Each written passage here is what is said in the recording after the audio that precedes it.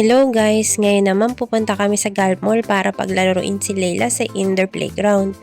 Sobrang init kasi dito kaya hindi kami makapunta sa park. Kaya sa puro indoor playground lang siya pwedeng maglaro. Habang nasa sakyan pinagpapawisan na siya. Dinalhan ko rin siya ng mga laruan para hindi siya magloko sa biyahe.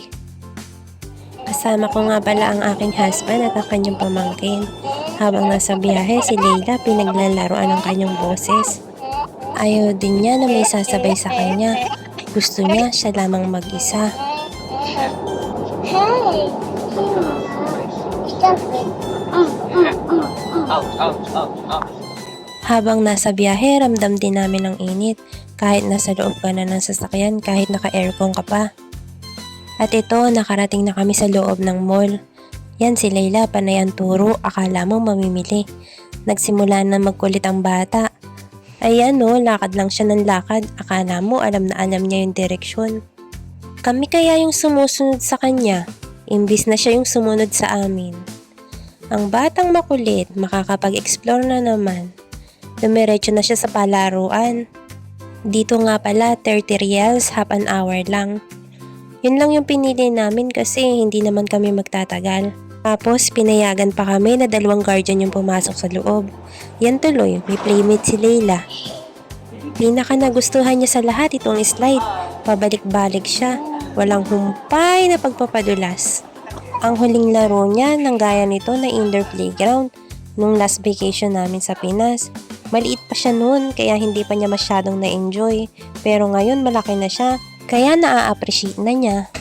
Sa loob ng 30 minutes na solo namin yung palaruan. Nag-enjoy talaga ang bata. Pati yung playmate niya. Ngayon naman nasa makeup area siya.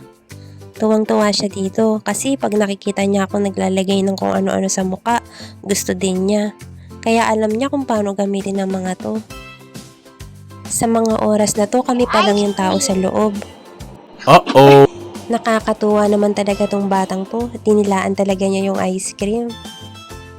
Ang kagandahan lang kay Layla, kahit mag-isa siya nag-e-enjoy siyang maglaro basta nakaharap lang sa kanya lahat ng laruan. Nakakatuwa talagang pagmasdan si Layla habang naglalaro. Kami yung nag-e-enjoy as a parents niya. Kasi pag may trabaho kami, hindi namin siya masyadong nailalabas. Sa sobrang pagod, may pasok kinabukasan.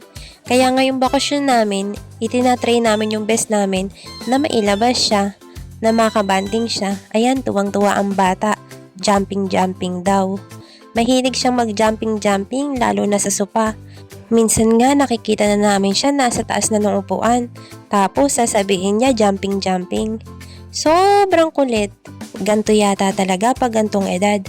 Akyat dito, akyat doon, talon dito, talon doon. Pero sabi nila, normal lang naman daw yun sa mga bata.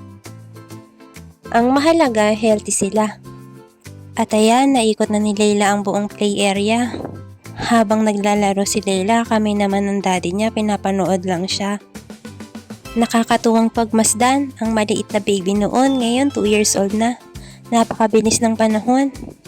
Kaya nga hanggat maaari, ayaw namin mag-asawa na may mamimiss kami sa paglaki ng anak namin.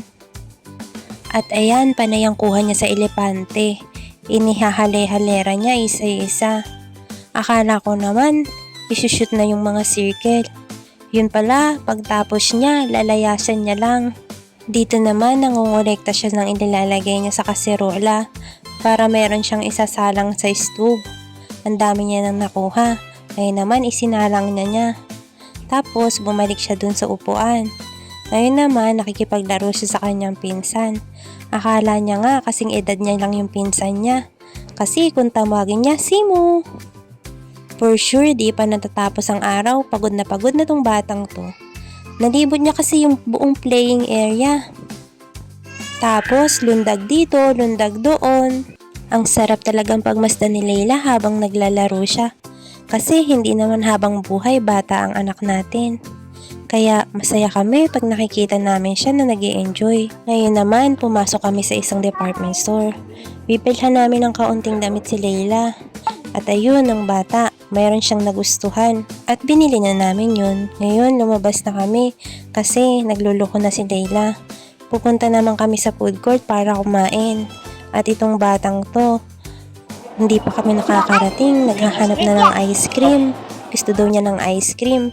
Nakita niya kasi yung Baskin and Robbins. Ayan, sarap na sarap siya sa flavor ng cotton candy. Pero kahit ako, nagustuhan ko din yung flavor na yan. Kaya bumili rin ako ng akin. Naalala ko tuloy nung bagong gising siya. Dinidilaan niya yung kanyang daliri. Tapos sabi niya, ice cream, ice cream. Pinalitan ko yung ice cream niya ng nasa lalagyan kasi magkakalat na naman yun sa damit niya. Tapos, bago kami umuwi, puro mancha na naman yung damit niya. Ngayon naman, pumunta sila sa Papa John's. Pizza daw, pizza. Gusto daw niya ng pizza.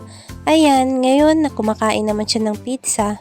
Pagkatapos sa food court, naisipan na naming umuwi. Pero si Layla laro pa rin dito sa letter ng Qatar. Ayan guys, palabas na kami ng mall. Nasa sasakyan na ulit kami. Ang bata nagsimula ng magloko kasi antok na siya. So guys, hanggang dito na lang.